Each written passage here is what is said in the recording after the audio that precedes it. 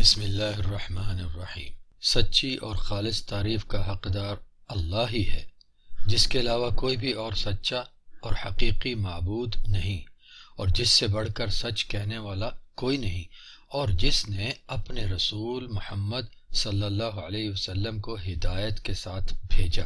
اور انہوں نے وہ سب کچھ واضح فرما دیا جسے واضح کرنے کا اللہ نے ارادہ فرمایا۔ السلام علیکم ورحمۃ اللہ وبرکاتہ۔ ہم سب ہی اللہ تعالیٰ اور اس کے آخری نبی اور رسول کریم محمد صلی اللہ علیہ وعلیٰ آلہ وسلم سے اور اللہ کے دین سے محبت کرتے ہیں، لیکن اکثر اس محبت میں اللہ تعالیٰ اور اس کے رسول کریم محمد علیہ الصلاۃ والسلام کی نافرمانی کا شکار ہو جاتے ہیں۔ جی ہاں، حیران نہیں ہوں آپ میری اس بات کو سن کے۔ اکثر ایسا ہوتا ہے کہ اللہ سبحانہ و تعالیٰ اس کے دین اور اس کے نبی کریم محمد علیہ الصلاۃ والسلام کی محبت میں ہم اسی اللہ اور اسی رسول کریم کی نافرمانی کا شکار ہو جاتے ہیں، جس کی ایک مثال رسول اللہ محمد علیہ الصلاۃ والسلام سے کچھ منسوب کرنا ہے، یعنی ان کے نام، ان کی شخصیت مبارک کے ساتھ کچھ منسوب کر کے اس کو شائع کرنا، نشر کرنا، حدیث کے طور پہ، سنت کے طور پہ۔ میں یہ حسن ظن رکھتا ہوں کہ میرے مسلمان بھائی اور بہنیں ہمارے دین اسلام اور ہمارے رسول کریم محمد صلی اللہ علیہ وعلیٰ آلہ وسلم سے محبت میں اور نیکی کمانے کے لیے جہاں سے کچھ بطور حدیث سن پڑھ لیتے ہیں، اس کی تصدیق کیے بغیر ہی اسے نشر کر دیتے ہیں۔ جی ہاں، اکثر باتوں کو ہم بلا جانے بلا پہچانے بس سنی سنائی پڑھی پڑھائی کی بنیاد پر ہی حدیث شریف یا سنت شریف کے طور پر نشر کر دیتے ہیں اور اسے نیکی سمجھ رہے ہوتے ہیں، جبکہ در حقیقت یہ نیکی نہیں بلکہ ایک گھناؤنا گناہ ہے، ایسا گھناؤنا گناہ جس کا انجام جہنم میں ٹھکانے کے علاوہ کچھ اور نہیں۔ میرے محترم بھائیوں اور بہنوں، میری ان باتوں پر آپ چونکیے نہیں گا اور نہ ہی غصہ کیجیے گا، بلکہ ذرا توجہ، تحمل اور تدبر کے ساتھ سنیے کہ اللہ کے آخری نبی اور رسول کریم محمد صلی اللہ علیہ وعلیٰ آلہ وسلم نے ایسا کام کرنے والے کے بارے میں، یعنی ان کی ذات شریف سے بلا تصدیق بلا تحقیق کوئی کام کوئی بات منسوب کرنے والے کے بارے میں کیا فیصلہ صادر فرما رکھا ہے۔ سنیے، رسول اللہ علیہ الصلاۃ والسلام کا فیصلہ ہے کہ من کذب علی فلیتبوأ مقعدہ من النار، جس نے مجھ سے کوئی جھوٹ منسوب کیا تو اس نے اپنا ٹھکانہ جہنم میں بنا لیا۔ صحیح بخاری حدیث کتاب العلم میں ہے، باب نمبر 38۔ اور یہ بھی فرمایا ہے کہ ان کذبا علی لیس ککذب علی احد فمن کذب علی متعمدا فلیتبوأ مقعدہ من النار، یقیناً مجھ سے جھوٹ منسوب کرنا کسی بھی اور سے جھوٹ منسوب کرنے کے جیسا نہیں ہے، بلکہ جس نے جانتے بوجھتے ہوئے مجھ سے جھوٹ منسوب کیا، یعنی بلا تصدیق بلا ثبوت کوئی بات یا کوئی کام منسوب کر دیا تو اس نے اپنا ٹھکانہ جہنم میں بنا لیا۔ صحیح مسلم مقدمے میں، کتاب کے مقدمے کے باب نمبر 2 میں یہ حدیث شریف ہے۔ اس مفہوم کی یعنی یہ معنی رکھنے والی کئی صحیح ثابت شدہ احادیث شریفہ تقریباً حدیث شریف کی ہر کتاب میں موجود ہیں۔ میں نے صرف بخاری اور صحیح مسلم کی روایات پر ہی اس لیے اکتفا کیا ہے کہ یہ دونوں کتابیں حدیث شریف کی تمام کتابوں میں سے سب سے زیادہ صحیح ترین اور قابل اعتماد ہیں۔ ابھی جو میں نے دوسری حدیث بیان کی ہے، اس میں نبی علیہ الصلاۃ والسلام نے یہ فرمایا ہے کہ جس نے جانتے بوجھتے ہوئے مجھ سے جھوٹ منسوب کیا۔ نبی علیہ الصلاۃ والسلام کے ان الفاظ شریف کو کچھ ہمارے مسلمان بھائی کسی اور مفہوم میں لے کر اپنی طرف سے جو احادیث وہ بلا تصدیق بیان کرتے چلے جاتے ہیں، نشر کرتے چلے جاتے ہیں، اپنے اس کام کے لیے بچاؤ کے لیے کچھ دلیل بنانے کی کوشش کرتے ہیں۔ اس کا ذکر بھی انشاءاللہ میں آگے کرتا ہوں۔ ابھی آئیے ان احادیث شریفہ کی جو میں نے ابھی آپ کو سنائی ہیں، 2 احادیث، آئیے ان احادیث کی شرح سمجھتے ہیں اور ان احادیث شریفہ میں پائے جانے والے جو احکام ہیں انہیں سمجھتے ہیں۔ ہمارے کچھ ایسے مسلمان بھائی بہن جو کہ فضائل وغیرہ میں یا ترغیب و ترہیب یعنی کسی کام کے اچھے انجام کی طرف مائل کرنے کے لیے یا کسی کام کے برے انجام سے ڈرانے کے لیے ایسی روایات سناتے اور نشر کرتے رہتے ہیں جو محمد رسول اللہ صلی اللہ علیہ وعلی آلہ وسلم سے ثابت نہیں ہوتی، نہ ہی ان کے قول مبارک کے مطابق، نہ ہی ان کے فعل مبارک یعنی کام کے طور پر، اور نہ ہی تقریری سنت شریفہ کے طور پر۔ جو باتیں کسی بھی طور پر کسی بھی انداز میں نبی کریم محمد علیہ الصلاۃ والسلام سے ثابت نہیں ہوتی، ایسی روایات ہمارے کچھ مسلمان بھائی اس نیت اور اس ارادے سے نشر کرتے ہیں کہ ہم ان کے ذریعے لوگوں کو نیکی کی طرف مائل کرتے ہیں اور گناہوں سے ڈراتے ہیں، گناہوں کے انجام سے ڈراتے ہیں۔ ان میں سے اکثر روایات تو ایسی ہوتی ہیں جن کا کوئی حوالہ، کوئی سند ہی نہیں ملتی، اور کئی ایسی ہوتی ہیں جن کے بارے میں صدیوں پہلے محدثین کرام رحمہم اللہ یہ ثابت کر چکے ہیں کہ وہ روایات لوگوں کی اپنی خود ساختہ من گھڑت روایات ہیں، اور محمد رسول اللہ علیہ الصلوۃ والسلام کی ذات پاک سے وہ روایات ثابت نہیں ہوتی۔ لیکن پھر بھی ہمارے وہ بھائی بہنیں اپنے اختیار کردہ، پسند کردہ علماء یا واعظین یا قصہ گو لوگوں سے حسن ظن کی بنا پر کسی تحقیق اور تصدیق کے بغیر اپنے طور پر اپنے تئیں تبلیغ دین کرتے ہوئے ایسی جھوٹی، ناقابل اعتماد، غیر ثابت شدہ روایات بیان کرتے ہی چلے جاتے ہیں۔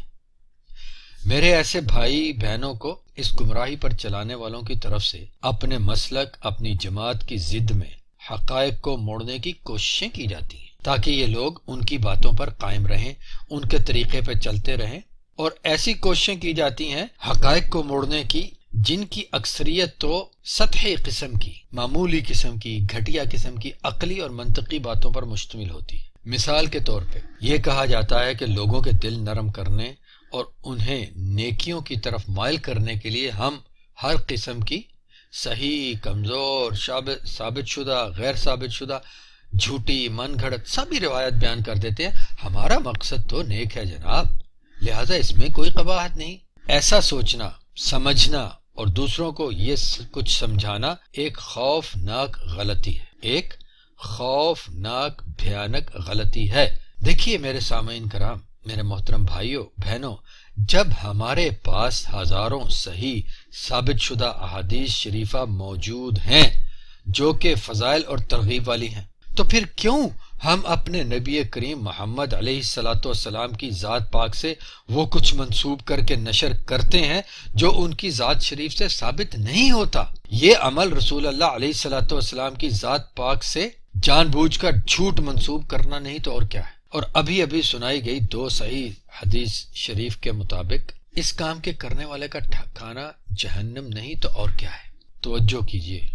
جھوٹی اور کمزور غیر ثابت شدہ روایات اور قصے اور حکایات سنا کر اپنے طور پر لوگوں کو نیکی پر لگانے والے کبھی یہ تو سوچے کہ جب اللہ کے سامنے حساب اور جزا کا وقت آئے گا تو ان لوگوں کے سنائے اور بتائے ہوئے جھوٹ پر عمل کرنے والوں کو وہ اجر، وہ فضیلتیں نہیں ملیں گی جو یہ سنایا کرتے تھے، تو کہیں ایسا نہ ہو کہ ان لوگوں کی نیکیاں ان کو دے دی جائیں جنہیں یہ جھوٹ سنا کر اپنے خیال میں نیکی پر لگاتے تھے، یا ان لوگوں کے گناہ ان کے کھاتے میں ڈال دیے جائیں کہ تم ہی تو تھے رسول اللہ علیہ الصلوۃ والسلام سے جھوٹ منسوب کر کے ان لوگوں کو گمراہ کرنے والے۔ اب اس جھوٹ منسوب کرنے کے گناہ کے ساتھ ساتھ اس جھوٹ پر عمل کرنے والوں کے گناہ بھی تم ہی بھگتو۔ جھوٹی روایات، قصے، کہانیاں اور حکایات سنا کر لوگوں کو جھوٹی فضیلتوں اور جھوٹے اجر و ثواب کے گردابوں میں پھنسانے والے ہمارے مسلمان بھائیوں اور بہنوں میں سے کچھ لوگ اپنے اس گناہ کو جائز بنانے کے لیے کچھ ایسے عذر بھی پیش کرتے ہیں جو بظاہر علمی سے محسوس ہوتے ہیں، بڑی علم والی بات لگتی ہے۔ ان میں سے ایک بات یہ بھی ہے کہ جھوٹی غیر ثابت شدہ روایات کو بطور حدیث اور سنت پھیلانے والے ہمارے وہ بھائی بہنیں ابھی ذکر کردہ احادیث شریفہ میں سے دوسری حدیث اور انہی الفاظ والی دیگر احادیث میں نبی علیہ الصلوۃ والسلام کی طرف سے فرمائے گئے لفظ متعمدن کا معنی کرتے ہیں کہ اس کا معنی ہے ارادتاً، جان بوجھ کر، سمجھتے بوجھتے ہوئے جھوٹ منسوب کرنا، اور اپنے ہی خیال میں اپنائے ہوئے اس معنی کی وجہ سے یہ سمجھتے ہیں کہ ہم جان بوجھ کر تو کوئی جھوٹ منسوب نہیں کرتے، ہم تو مختلف کتابوں میں مذکور روایات بیان کرتے ہیں اور اپنی طرف سے تو بنا کر نہیں بیان کرتے، وغیرہ وغیرہ. یا انہوں نے یہ بات اپنے طور پہ خود سمجھ لی ہے، یا ان کے علماء کرام ان کو یہ ہیلا سمجھاتے ہیں. تو ایسے خیالات کے جو میرے بھائی بہن ہیں ان سے میں یہ گزارش کرتا ہوں کہ رسول اللہ محمد صلی اللہ علیہ وآلہ آلہ وسلم کی ذات پاک سے کوئی بھی قول، فعل یا تقریر منسوب کرنا جو کہ روایات کی جانچ پڑتال کی کسوٹیوں پر پورا نہ اترتا ہو اور رسول اللہ علیہ الصلوۃ والسلام کی ذات شریف سے ثابت نہ ہوتا ہو، اس کو یوں ہی آگے بڑھا دینا جان بوجھ کر جھوٹ منسوب کرنا ہی ہوتا ہے. جی ہاں، اور یہ میرا ذاتی خیال یا فہم نہیں ہے، بلکہ ایک عظیم القدر جلیل القدر صحابی انس ابن مالک رضی اللہ عنہ کے فرمان کے مطابق ہے.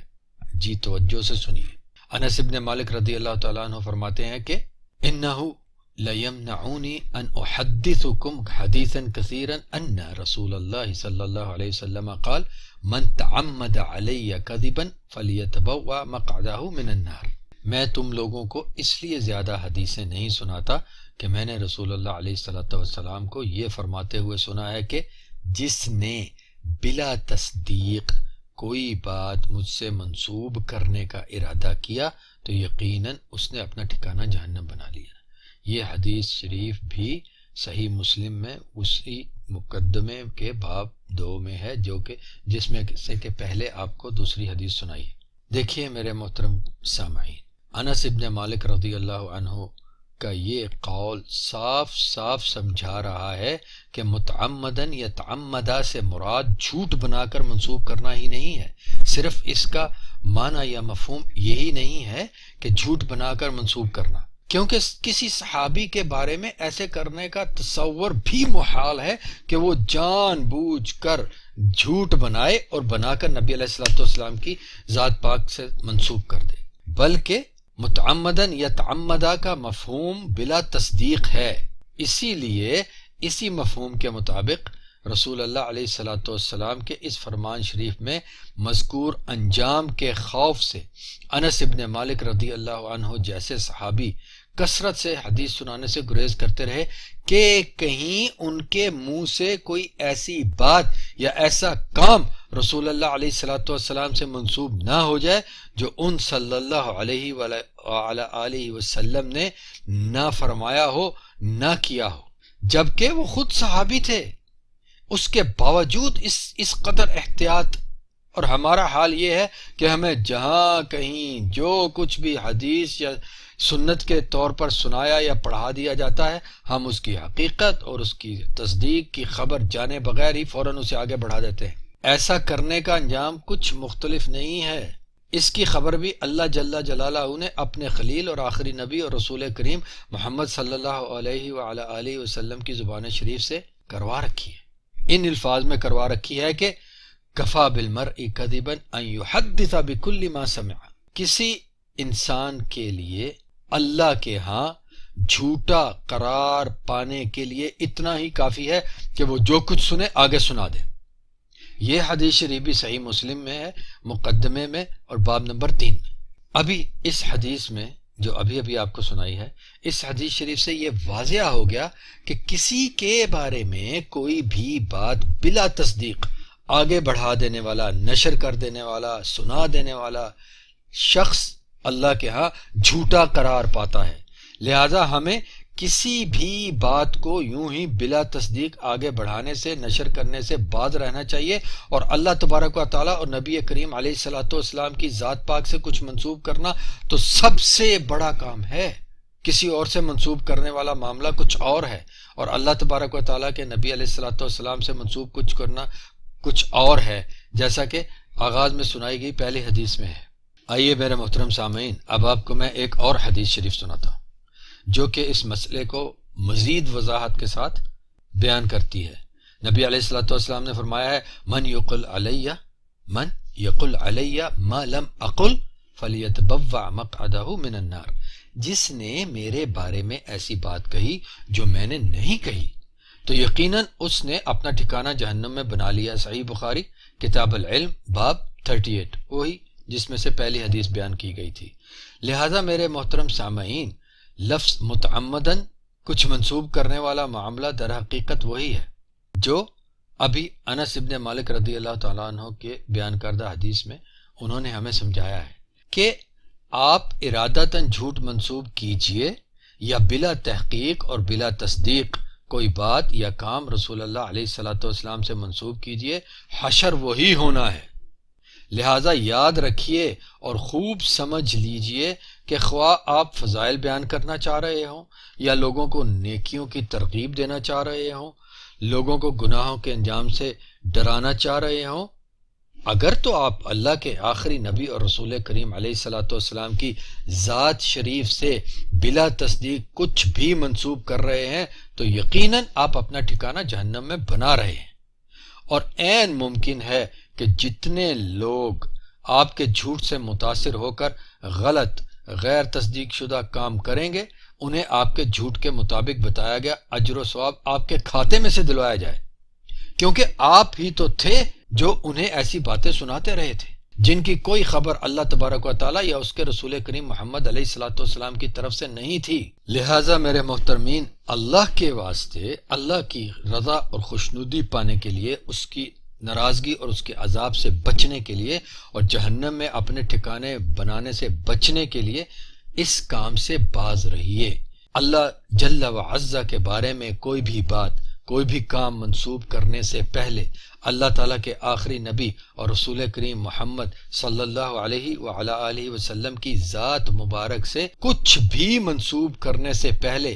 دین کے متعلق کوئی بھی بات، کوئی بھی مسئلہ آگے بڑھانے سے پہلے، نشر کرنے سے پہلے، شیئر کرنے سے پہلے اس کی تصدیق کیجئے، اور صرف اپنے حسن ظن کی بنا پر نہیں بلکہ شریعت اور شرعی علوم میں مقرر قواعد اور قوانین اور شرعی طور پر مقبول دلائل کی بنا پر تصدیق کیجئے۔ یاد رکھیے کہ اللہ سبحانہ و تعالیٰ نے ہمیں اس کام کا مکلف نہیں کیا، اللہ نے ہم پر یہ فرض نہیں کیا کہ ہم جو کچھ بھی سنیں گے اور پڑھیں گے اس کو نشر کرنے لگیں، بلکہ اس چیز کا مکلف کیا ہے، اس چیز کو ہم پہ فرض کیا ہے کہ بلا تصدیق کوئی بھی بات آگے نہ بڑھائیں۔ اور ذرا یہ بھی سوچ لیجئے کہ جب ہمارے پاس بلا شک و شبہ ہزاروں صحیح ثابت شدہ قولی اور فعلی اور تقریری احادیث شریفہ کا ذخیرہ موجود ہے جن میں زندگی کے تقریباً سارے ہی معاملات کے بارے میں احکام موجود ہیں، تشریحات ہیں، ترغیب و ترہیب ہے، سبھی کچھ کا بیان میسر ہے، تو پھر کیوں کوئی مسلمان اپنے دین کی دعوت کے لیے، اپنے کسی مسلمان بھائی یا بہن کو نیکی کی طرف بلانے کے لیے، برائی سے روکنے کے لیے جھوٹی روایات کا سہارا لیتا ہے؟ کیوں؟ ہمیں بھلا کیا ضرورت ہے کہ اتنی صحیح ثابت شدہ احادیث شریفہ کے ہوتے ہوئے جھوٹی، من گھڑت اور غیر ثابت شدہ روایات کو ہم اپنائیں اور ان کو نشر کریں؟ کیا ایسی جھوٹی، من گھڑت، غیر ثابت شدہ روایات کو بیان کرنے والے میرے بھائی بہنیں یہ سمجھتے ہیں کہ جو کچھ صرف صحیح احادیث شریفہ میں ملتا ہے وہ معاذ اللہ لوگوں کو اللہ کے دین کی طرف بلانے اور دعوت و تبلیغ کے لیے کم ہے، لوگوں کو خیر کی طرف بلانے اور گناہوں کے انجام سے ڈرانے کے لیے کم ہے، لہذا ہر قسم کی روایت بیان کر دینا چاہیے؟ اگر جھوٹی ہے تو ہمیں کیا، جس نے روایت کی تھی وہ ذمہ دار ہے؟ ایسا نہیں ہے، اللہ کے سامنے آپ لوگ بھی جھوٹے قرار پائیں گے۔ ابھی جو حدیث بیان کی ہے کہ جس شخص کے پاس جو کچھ آیا اس نے آگے نشر کر دیا وہ جھوٹا ہے، اللہ کے ہاں وہ جھوٹا قرار پا جاتا ہے۔ لہٰذا آپ کے سامنے جو کوئی بھی روایت آئی اور آپ نے اس کی تصدیق کیے بغیر اس کو نشر کر دیا، اللہ کے سامنے آپ لوگ بھی جھوٹے قرار پائیں گے۔ روایات جمع کرنے والوں نے سند کے ساتھ، اسناد کے ساتھ روایت پیش کر کے اپنی ذمہ داری پوری کر دی، لہٰذا آپ ان کے ذمے پہ نہیں تھوپ سکتے، صرف ان کی ذمہ داری پوری کر دی۔ بعد میں آنے والوں نے ان اسناد، ان سندوں کے مطابق ان روایات میں سے سچی، جھوٹی، کمزور، ناقابل حجت، ناقابل اعتماد وغیرہ وغیرہ ہر قسم کی روایات واضح کر دی۔ لہذا اب آپ کے لیے یا کسی بھی مسلمان کے لیے ایسا کوئی عذر نہیں رہا کہ دروغ بگردن راوی، یعنی روایت کرنے والا ہی جھوٹ کا ذمہ دار ہے، نہیں میرے محترم بھائیوں بہنوں، یہ سمجھ لیجئے کہ اگر آپ بلا تصدیق کسی جھوٹ کو نشر کر دیتے ہیں تو آپ بھی جھوٹے راوی ہو جاتے ہیں۔ لہٰذا ادھر ادھر کی تعویلات میں الجھ کر اپنی غلطی سے چشم پوشی کی کوشش کرنے کی بجائے عقل مندی، بہادری اور ایمانی جرت کا مظاہرہ کرتے ہوئے اپنی اصلاح کیجیے، غلطی ترک کیجیے اور درستگی کو اپنائیے اور اسی کو نشر کیجیے۔ اللہ تبارک و تعالی ہم سب کو یہ توفیق عطا فرمائے کہ ہم اپنے اپنے اختیار کردہ مذاہب، مسالک یعنی مذہبوں، مسلکوں، جماعتوں اور شخصیات کے لیے ضد اور تعصب سے آزاد ہو کر سچائی کو اپنا سکیں اور صرف سچائی کو ہی نشر کریں، اور ان لوگوں میں سے نہ ہو جائیں جو اپنی اپنائی ہوئی غلط روش کو اپنی انا، اپنی نام نہاد عزت کی وجہ سے ترک نہیں کرتے۔ وہ لوگ جن کے بارے میں اللہ تعالیٰ نے یہ ارشاد فرمایا ہے کہ وَإِذَا قِيلَ لَهُ اتَّقِ اللَّهَ أَخَذَتْهُ الْعِزَّةُ بِالْإِثْمِ فَحَسْبُهُ جَهَنَّمُ وَلَبِئْسَ الْمِهَادُ، اور جب اس سے یہ کہا جاتا ہے کہ اللہ کی نافرمانی، ناراضگی اور عذاب سے بچو، اس کی عزت اسے گناہ پر لگائے رکھتی ہے، اس کی عزت روکتی ہے اسے اس چیز سے کہ وہ اللہ کے عذاب سے بچے، اللہ کی نافرمانی کو اپنی روش نہ بنائے۔ لہٰذا ایسے شخص کے لیے تو جہنم ہی کافی ہے، جو بہت ہی برا ٹھکانہ ہے۔ اللہ تبارک و تعالی ہمیں ایسے لوگوں میں سے بدنے سے بچائے، محفوظ رکھے، اور ہمیں یہ جرت دے کہ جب ہمیں اللہ تعالیٰ سے ڈرایا جائے، اللہ تعالیٰ کی تابع داری کی طرف بلایا جائے اور اس کے رسول کریم علیہ السلام کی تابع فرمانی کی طرف بلایا جائے، تو ہماری عزت نفس، معاشرتی مقام اور ہماری اپنی اپنائی ہوئی اختیار کردہ یا خاندان سے نسلی طور پر آئی چلتی ہوئی ملی ہوئی مسلکی مذہبی نسبتیں ہمیں حق پر عمل کرنے سے روکنے والی نہ بن پائیں۔ والسلام علیکم ورحمۃ اللہ وبرکاتہ۔